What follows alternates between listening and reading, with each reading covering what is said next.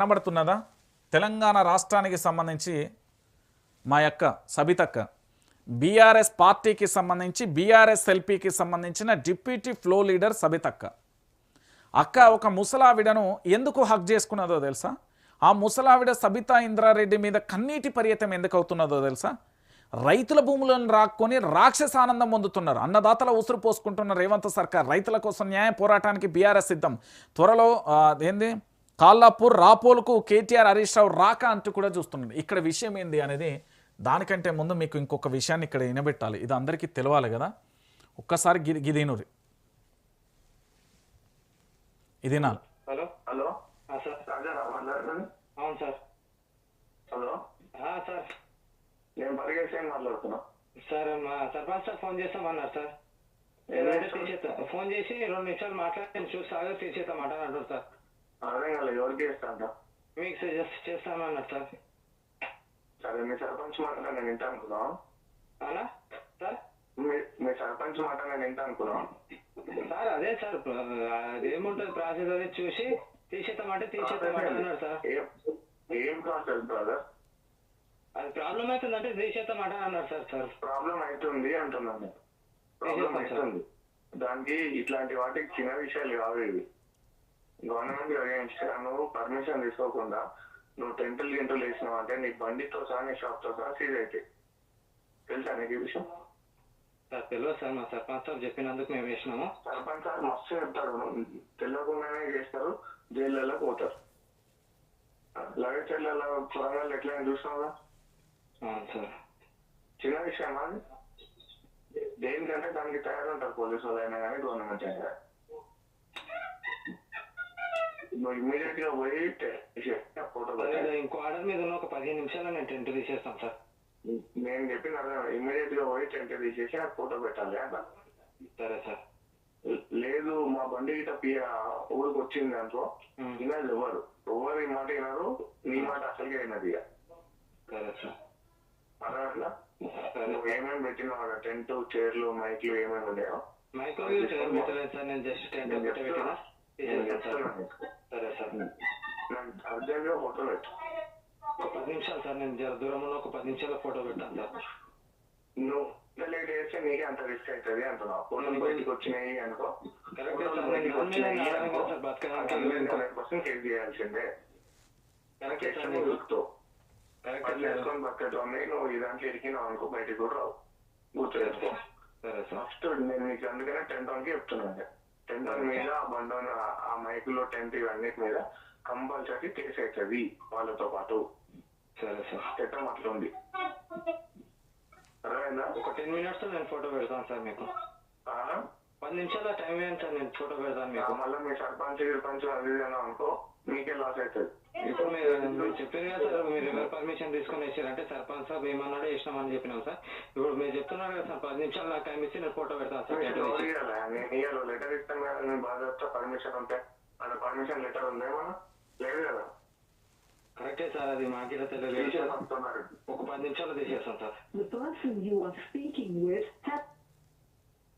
So విన్నారు కదా.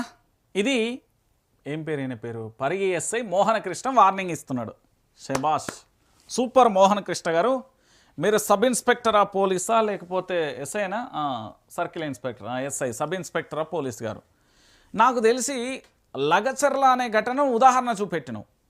మరి ఏ పర్మిషన్తో ఈ ప్రభుత్వం భూములను పూర్తి స్థాయిలో లాక్కునే ప్రయత్నం చేస్తుంది? ఏ రైతు పర్మిషన్ ఇచ్చిండు? కొద్దిగా చెప్పరాదే ఎస్ఐ గారు? ఏ పర్మిషన్ ఇచ్చిండు అంటున్నా. పరిగి ఎస్ఐ కృష్ణమోహన్ గారు లగచర్ల భూములను హింస పెట్టి టార్చర్ పెట్టి లాఠీ చార్జ్ చేసి కుక్కలను కొట్టినట్టు కొట్టి మొత్తం అందరినీ కూడా అరెస్టు చేసిళ్ళు కదా. ఏ పర్మిషన్ ఉన్నదని వాళ్ళ తాత ముత్తాతల నుండి వస్తున్న ఆస్తులను ప్రభుత్వం కబ్జా చేస్తే కబ్జానే చేసింది బాజాప్తుగా. వాళ్ళని అడిగి రైతులకు రండి మీరు స్వచ్ఛందంగా ఇస్తున్నామని ఎవరన్నా రైతులు ఇచ్చిల్లా? బలవంత భూసేకరణ కాదా అది? బలవంతంగా తీసుకోలే. దాని గురించి లేదు. ఇక్కడ ఏంది అంటే పరిగిలో పూర్తి స్థాయిలో వాళ్ళ భూములు పోతున్నాయని సబితా ఇంద్రారెడ్డి గారు ఏంది ఇగో ఇది వాళ్ళ భూములు పోతున్నాయని వాళ్ళు నిరసన వ్యక్తం చేస్తూ ఎండ కొడుతుందని టెంట్ వేస్తే టెంట్ ఆయనకు ఫోన్ చేసేస్తే బెదిరిస్తాడు. మైకులు ఆయనకు ఫోన్ చేసి బెదిరిస్తాడు, డీజే ఆయనకు ఫోన్ చేసి బెదిరిస్తాడు. ఇది ఎక్కడి అరాచకం? ఇది ప్రజాస్వామ్యం? డీజీపీ గారు ఇదేనా మీరు నేర్పింది? మరి భారత రాజ్యాంగం అంటే కేవలం లా బుక్ అంటే మీ వరకే స్పెషల్గా ఏం రాలే అండి, అందరు చదువుకున్నోళ్ళేడ, అందరూ చదువుకున్నోళ్ళే. పర్మిషన్ ఎట్లా వస్తుంది? పర్మిషన్ ఎందుకు అడుగుతారు? ఏ పర్మిషన్తో ప్రజల భూములను ప్రభుత్వం తీసుకుంటుంది? ఏ రైతు పర్మిషన్ తీసుకున్నది? ఏ రైతును అడిగింది? ఏ రైతును బతిమాలినది? ఏ రైతును పూర్తి స్థాయిలో కూడా పర్మిషన్ తీసుకున్నది అంటున్నా? లేని పరిస్థితి కనబడుతుంది. రైతులకు సంబంధించి పూర్తి స్థాయిలో ఇది వికారాబాద్కు సంబంధించి మరో భూసేకరణ పిడుకు సంబంధించి ఒకసారి చూడుర్రి. ఇది ఇగో ఇక్కడ చూడుర్రి. దోమ మండలంలో 830 ఎకరాల కోసం నోటిఫికేషన్ జారీ చేసింది. ఇప్పటికే పరిగి మండలంలో 1197 ఎకరాల కోసం కసరత్తు. 11 రోజులుగా రిలే నిరాహార దీక్షలో వందలాది మంది రైతులు. త్వరలో మోత్కూరు పరిధిలో మరో 400 ఎకరాలకు స్కెచ్. ఇక్కడ శంషాబాద్ లగచెర్ల రేడియల్ రోడ్డు సమీపం భూములపై కూడా భారీగా గురి. భూముల చుట్టూ దాంతో ముడిపడి ఉన్న దందా చుట్టూ పరిభ్రమిస్తున్న కాంగ్రెస్ పాలన రైతులకు సంకటంగా మారుతుంది. రోజుకో చోట భూసేకరణ నోటిఫికేషన్తో పల్లెలు బెబ్బేలెళ్తున్నాయి. ఇప్పటికే రియల్ ఎస్టేట్ ఇండస్ట్రియల్ పార్క్ పేరిట వికారాబాద్ జిల్లా పరిగి మండలంలో భూసేకరణ సర్కార్ సిద్ధమవగా తాజాగా దోమల మండలంలోని 3 గ్రామాలలో భూసేకరణకు నోటిఫికేషన్ జారీ అయింది. ఏకంగా 830 ఎకరాలను సేకరించేందుకు రెవెన్యూ శాఖ ఉత్తర్వులు వెలువడించింది. నేడు రేపు మోత్కూర్ పరిధిలో కూడా మరో 400 ఎకరాల కోసం ప్రభుత్వం నోటిఫికేషన్ ఇచ్చేందుకు సిద్ధమవుతున్నట్లుగా సమాచారం. శంషాబాద్ లగచెర్ల రేడియల్ రోడ్డు సమీపంలోని భూములే లక్ష్యంగా ఈ సేకరణ జరుగుతున్న పరిస్థితి కనబడుతోంది. గిరిజన భూములపై కాంగ్రెస్ కత్తి. పోలీస్ బెటాలియన్ పేరుతో కొల్లగొట్టే కుట్ర. 84.25 ఎకరాల భూమిని కేటాయిస్తూ ఉత్తర్వులు. తాతల కాలం నుండి సాగు పట్టాలు సైతం క్లియరెన్స్. కనీసం సమాచారం పరిహారం పేరెత్తకుండా పక్కా స్కెచ్. రోడ్డున పడనున్న 86 నిరుపేద కుటుంబాలు. ఆందోళన బాటలో సంస్థాన్ నారాయణపురం గిరిజనం. భాగ్యలక్ష్మి క్రషర్ అక్రమం. మైనింగ్ నిషేధిత ప్రాంతాల్లో యథేచ్ఛగా తవ్వకాలలో కాలుష్యం. సీఎం బంధువుల కంపెనీపై ఎన్హెచ్ఆర్సీకి ఫిర్యాదు అంటూ కూడా ఇక్కడ చూస్తున్న పరిస్థితి కనబడుతుంది. ఇక్కడ పరిగికి సంబంధించి టెంట్ తీసేయమని ఎస్ఐ ఫోన్ చేస్తాడు, సౌండ్ బాక్స్ తీసేయమంటాడు, 10 నిమిషాలలో ఫోటో పెట్టంటాడు. అక్కడ ప్రజల భూములను కోల్పోతున్నారు. ఎస్ఐకి భూమి ఉంటే వాళ్ళ అయ్యవ భూమి తాతల కాలం నుండి సంపాదించింది ఉంటే దాన్ని ప్రభుత్వం నోటిఫికేషన్ ఇచ్చి గుంజుకుంటుంటే అప్పేం తెలుసు. లేకపోతే వాళ్ళ అయ్యవను వాళ్ళ కుటుంబ సభ్యులు పోయి ఆ టెంట్ కాడ కూస్తుంటే ఆ బాధ ఏందో తెలుసు. వాళ్ళని బెదిరించుడు కాదండి. మీకు పైనుండి ఆర్డర్స్ ఉండొచ్చు, దాన్ని రాజ్యాంగ ప్రకారం పర్మిషన్. దేనికి పర్మిషన్? ప్రజలకు పర్మిషన్ ఇచ్చి పూర్తి స్థాయిలో చేస్తున్నారా? ఎవరికి భయపడకూరి తెలంగాణలో. నేను చెప్తున్నా, ఏ రాజకీయ నాయకుడికి ఏ పోలీసు వ్యవస్థకు భయపడాల్సిన అవసరమే లేదు. పోలీసు వ్యవస్థ మీద తెలంగాణ ప్రాంత ప్రజలకు ఎప్పుడో విశ్వాసాన్ని కోల్పోయాలి. ఎట్లనో కూడా నేను చెప్తా. ఒకటి ఇలాంటి ఎపిసోడ్లు వచ్చినప్పుడు, ఇంకోటి దైవ కార్యానికి వెళ్ళిన సలేశ్వరానికి సంబంధించి కూడా ఆఖరికి ఇక్కడ లాఠీ చార్జ్ చేస్తున్న దృశ్యాలు ఇక్కడ కనబడతాయి. ఇక చూడు, ఇదంతా పోలీసులు అందరూ కూడా లాఠీ చార్జ్ చేస్తున్నారు యువకులను పట్టుకొని. నాగర్ కర్నూలు జిల్లా సలేశ్వరం జాతరలో భక్తులపై లాఠీ చార్జ్ చేస్తున్న దృశ్యాలు ఇవన్నీ. ఇష్టం వచ్చినట్టు పిచ్చి కుక్కలను కొట్టినట్టు కొడుతున్నారు. దేవుడి జాతరకు సంబంధించి కూడా ఇది జరుగుతున్నది. ఇంకొకటి ఏంది అంటే, గతంలో ఇదే పోలీస్ వ్యవస్థలో ఆ రివాల్వర్ కంతి మీద పెట్టిన దృశ్యాలు చూడలే, ఎన్ని చూడలే మనం. దాంతోపాటు ఒక ఎస్సీ మహిళను పూర్తి స్థాయిలో ఒక ఎస్ఐ 3rd డిగ్రీ వేయలే. దాంతోపాటు ఇక్కడ కోదాడకు సంబంధించిన ఒక రాజేష్కు సంబంధించిన ఎపిసోడ్ మనం చూడలే. ఎన్ని లేవండి పోలీసుల అరాచకాలు. బయటికి తీస్తే అది మస్తు చిట్టా. అప్పుడు కేసీఆర్ గవర్నమెంట్లో పూర్తి స్థాయిలో ఎన్కౌంటర్ జరిగింది, అది ఫేక్ ఎన్కౌంటర్ అని అందరికీ తెలియదా? నేను చెప్పిన మాట కాదు, పేపర్లలో సంచలన విషయాలు వచ్చినాయి కదా. ఎన్ని లేవు. అమాయకులను తీసుకుపోయి పొట్టన పెట్టుకోలే. ఇట్లా చెప్పుకుంటే మస్తున్నాయి. వాళ్ళ చరిత్ర చదివితే మస్తు వెళ్తుంది. ఇక్కడ పేదల భూములు పోతున్నాయి. ఒక్క ఎకరమా 2 ఎకరాల?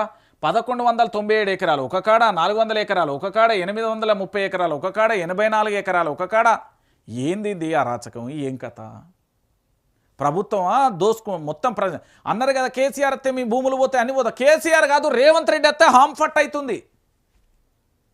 రేవంత్ రెడ్డి వస్తే మొత్తం బుక్కేస్తున్నాడు. రేవంత్ రెడ్డి వస్తే మొత్తం హాంఫట్ అయిపోతుంది తెలంగాణలో. రేవంత్ రెడ్డి రావడమేమో కానీ రేవంత్ రెడ్డి రాకతోనే ఆగమైపోతున్న పరిస్థితి కనబడుతుంది ఇక్కడ.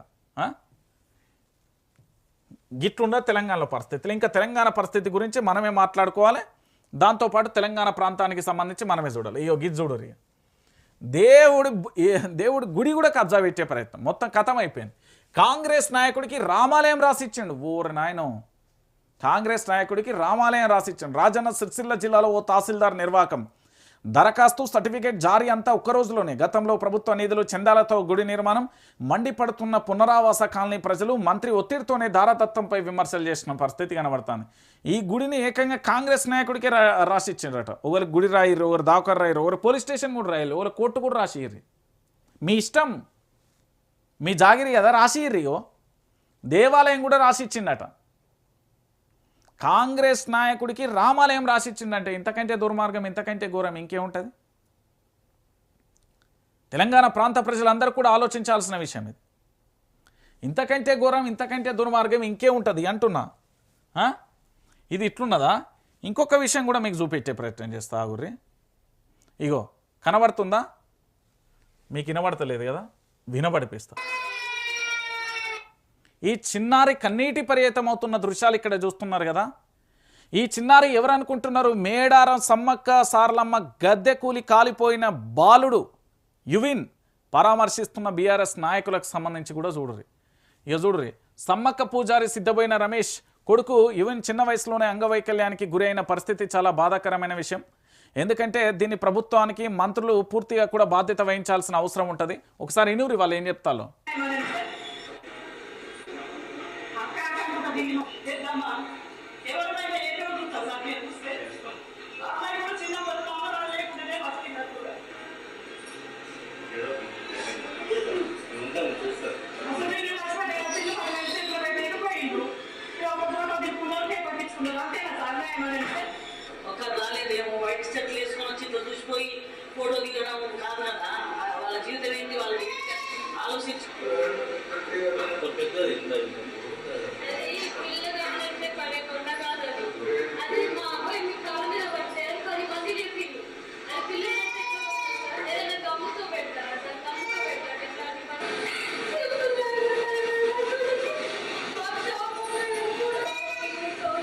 అర్థమైందా? యువిన్కు సంబంధించి కన్నీటి ఆ పిల్లగాడు ఏడున్న చిన్నారి. ఇగో ఈ నేటి బాలలే రేపటి భావి భారత పౌరులు అంటారు కదా. ఇప్పుడు వై సతీష్ రెడ్డి పోయి అక్కడికి పరామర్శించింది కదా.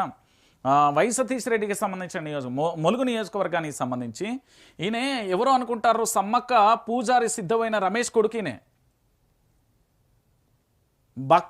భక్తులకు ఆల్రెడీ గాయాలైన దృశ్యాలు చూసాం. వాళ్ళకి సంబంధించి సమ్మక్క పూజారి సిద్ధమైన రమేష్ కొడుకు అక్కడ పూర్తి స్థాయిలో సమ్మక్క గద్దెకు సంబంధించి అది కూలిపోతే అది ఇంత పెద్దది వచ్చి ఆ కాలు మీద పడితే కాలు, ఎడమ కాలు, ఒక కాలు పూర్తిగా కూడా కట్ అయిపోయింది. కుడి కాళ్ళ రాడ్ వేసిళ్ళు. ఏం చెప్తుంది ఇప్పుడు దీనికి సమాధానం? సీతక్క గారు, కొండా సురేఖ గారు, ఆయన పేరు ఏం పేరు, ఇంకో ఆయన పేరు పొంగులేటి శ్రీనివాసరెడ్డి గారు, రాష్ట్ర ముఖ్యమంత్రి యనుమల రేవంత్ రెడ్డి గారు అక్కడికే పోయి కేబినెట్ మీటింగ్ పెట్టిల్లు కదా. ఏం సమాధానం చెప్తారు దీనికి? సుశీల, ప్రజలను పీడించుకుంటున్న ప్రభుత్వం కాంగ్రెస్ ప్రభుత్వం, ప్రజల భూములు దోసుకుంటున్న ప్రభుత్వం కాంగ్రెస్ ప్రభుత్వం, ప్రజల్ని వేధిస్తున్న ప్రభుత్వం కూడా కాంగ్రెస్ ప్రభుత్వం. చీకట్లు చేస్తున్నది కాంగ్రెస్ ప్రభుత్వం. నీళ్లు లేకుండా అల్లాడేలా చేస్తుంది, ఎరువులు లేకుండా అల్లాడేలా చేస్తుంది. ఆఖరికి పూజారి కొడుకండి, ఎంత బాధాకరమైన విషయం. ఏడుస్తుండు ఆ చిన్న అబ్బాయి. యువనికి సంబంధం కన్నీళ్లు పెట్టుకుంటుంటే చాలా బాధ అనిపిస్తుంది.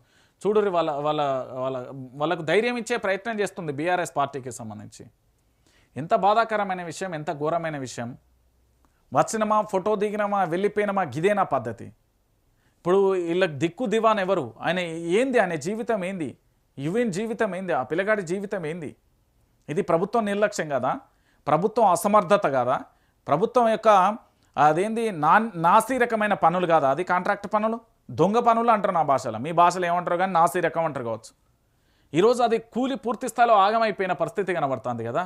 వాళ్ళ కుటుంబ సభ్యులు వాళ్ళందరూ కూడా ఆర్తనాదాలు చేస్తూ కన్నీటి పర్యంతం అవుతున్నారు కదా. ఇంతకంటే బాధాకరమైన విషయం, ఇంతకంటే ఘోరమైన విషయం, ఇంతకంటే దారుణమైన విషయం ఇంకేముంటుంది? ఒకసారి తెలంగాణ సమాజం మొత్తం కూడా ఆలోచించాల్సిన విషయం. ఏం బాధాకరమైన విషయం, ఏం కథ, ఏం లక్షణం. ఈ తెలంగాణలో గిన్ని జరుగుతూ ఉంటే ఇంకేం మాట్లాడబుద్ధి అవుతుందని నేనేమంటున్నానంటే, మన వైఆర్టీవీ తెలుగు న్యూస్ ఛానల్ అండి ఎప్పుడు ప్రజల పక్షం ఉంటుంది, ప్రజల కోసమే ఉంటుంది. నేను మళ్ళీ చెప్తున్నా, ఇది 4 కోట్ల మంది ప్రజల ఛానల్, ఒక్కరిది కాదు. ప్రతి ఒక్కరికి చెప్తున్నా, వైఆర్టీవీ తెలుగు న్యూస్ ఛానల్ ప్రతి ఒక్కరికి నిరంతరం ప్రశ్నిస్తూ ఉంటుంది, ప్రజల పక్షాన్ని నిల్చుంటుంది, ప్రజల కోసం పోరాటం చేస్తుంది.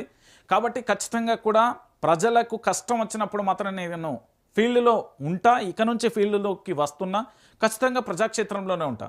ఎందుకంటే ఇన్నాళ్ళు ఒక లెక్క, ఇక నుంచి ఒక లెక్క. గిన్ని సమస్యలు తాండవిస్తూ ప్రజలు అల్లాడిపోతూ ఉంటే ఇంకా ఎవరికైనా ఏమనిపిస్తుంది? సో